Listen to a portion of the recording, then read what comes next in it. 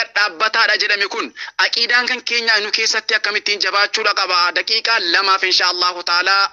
isiniin jedha. Aqiidaan kan keenya aqiidaan sahihaa aqiidaa gartanii guyyaa gaafa kaanuu kan ittiin kaafamnu gaafa fuula rabbii dhaynu gaafa ganda qabrii dhaynu akkamittiin aqiidaa kan keenya kana maalirra akkamittiin qabanni yoo akkamittiin jabeeffannee jenne akkamittiin kan najaanu baasa kan jedhu inshaallahu ta'ala kitaaba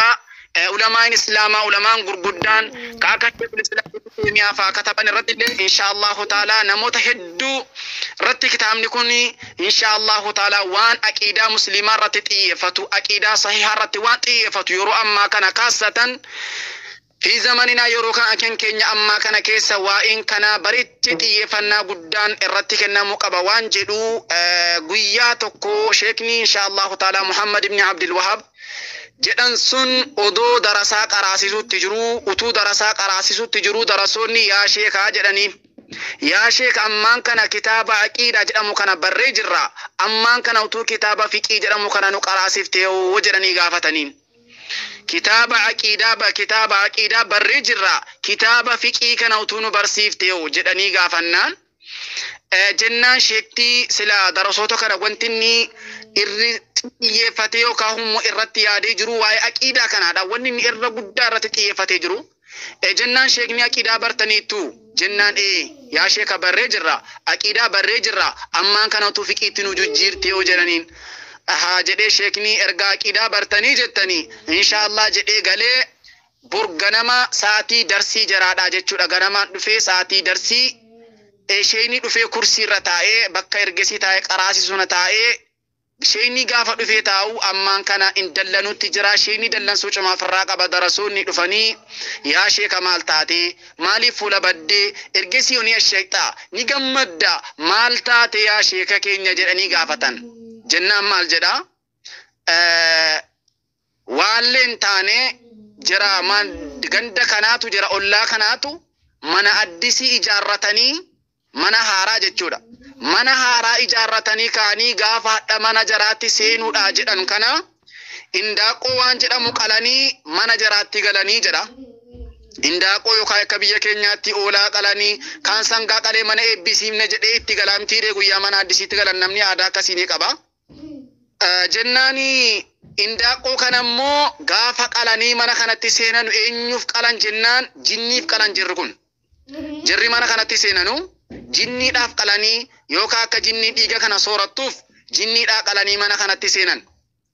jennaani maaliif dallan ture jennaan bar gaafa mana kanatti seenanu jedhe sheekni darasootaan jinniif jecha rabbii gaditti indaaqoo yookaan hummoo waan lukkuu jedhamtu qalanii mana kanatti seenanii rabbii gaditti jinnii qalanii kanaafan dallanuutti jiraayii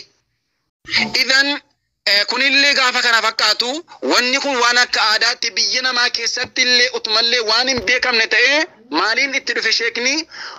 dirqama namni tokko gaafa rabbii gaditti wanni tokko gabbaramu gaafa rabbii gaditti wanti rabbiin bira qabamu haa xiqqaattu haa bicattu wanni tokko gaafa rabbii gaditti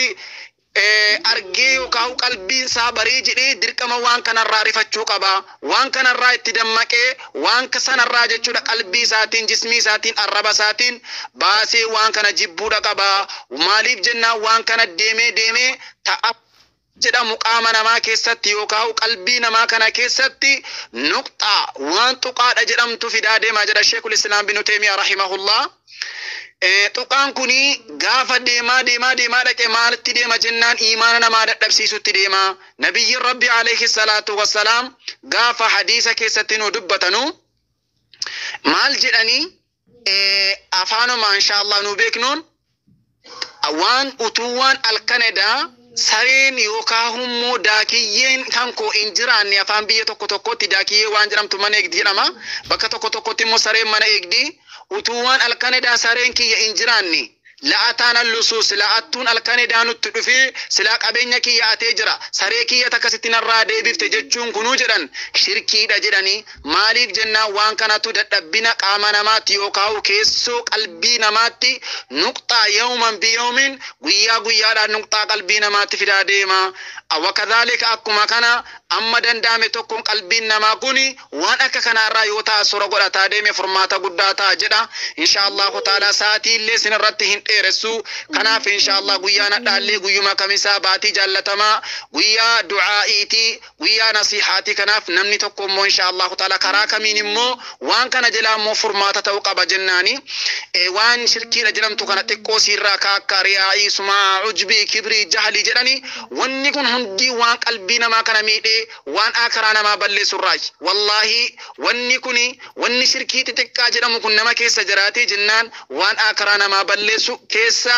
isa guddaadhaan isiniin jedha namallee waan kanarraa mu eeggatu rabbi nu haa taasisu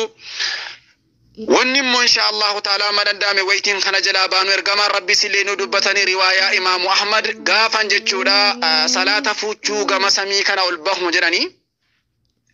gaafan salaata fuuchuu gama samii kana ol bahu gaafan dhaqee garaa samaa'ii kana jala gahu jedhan gaafan dhaqee garaa samaa'ii kana jala ga'ee jedhu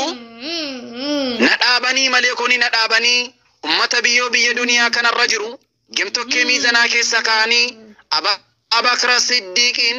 gemtokkee miizanaa keessa keenyaan Abubakar Siddiq ummata biyya duniyaa kanarra jiru mazzanee jiran tokkichisaadha Abubakar Siddiq ummata biyya duniyaa kanarra jiru fayyaa jira mazzane jedhan awwala irratti nabiyyi rabbii gemtokkee miizanaa keessa kaanii ummata biyya duniyaa jiru gemtokkee miizanaa keessa keenyaan nabiyyi rabbii ummata biyya duniyaa irraa mazzanan booda sanaatiin ana keessaa fuudhanii Abubakar Siddiqiin keessa keenyaan Abubakar Siddiq ummata biyya duniyaa kanarra jirurraa mazzanee jedhan ummata hunda mazzane kun maaliifi wanti Abubakar Siddiq kana mazzanuu dandeef yaqiina qaba sodaa rabbii qaba yeroo namaa waliin jiru yeroo qobaa jiru yeroo gartanii kilaasii isaa keessa jiru yeroo mana isaa keessa jiru yeroo bakallatti hundattuu kan inni aguugamee jiruun wallahi sodaa rabbiitini namni gaafa sodaa rabbii qabaatee jedhe namni gaafa sodaa rabbii keessa isaa jiraatee jedhe wallahi wabillahi watallahi namaa wajjin jiraattee qobaa jiraattee mana keessa jiraattee ala jiraattee rabbi sodaattee jennaan wallahi furmaanni duniyaatti illee aakiraatti illee siif dhufaa nama sodaa rabbiitiin aguugamee nama sodaa rabbiitiin guutamee jennaan duniyaan saatiif aakiraan saa tole rabbiin haa taasisu wanni immoo sodaan rabbii namaa fidu akkuma beekamu istighfaara daneessuudha توبة دنيسودا ربين كدا بايسودا أما دندامي تكون قلبي وفي كنا موجودة وان شركي رياء إلى جل مكان كاسة وان شركي تتكال جل مكان نما حسدوا وان جل مرة نما جبوا وان جل مرة نما إنافوا وان جل مكان يرو أما وانا كينافا وانا كحسدي وانا كجباتي على زهر الأرض وانتي دتي دنيا كان الرفات يجرو قدسا وانا كناتي ورا كان هندر رافقاتي كان هندر اللي أما دندامي تكون الرافقاتي كما دين ربي تتركان فتادي مربي نها تاسس اسنين جدا كان في إن شاء الله تعالى هندي كان كينيو قلبي كان كينيان اللي جسمي كان كينيان اللي كما ربي دي بيوم بريتي برباتي سادا قلبي كان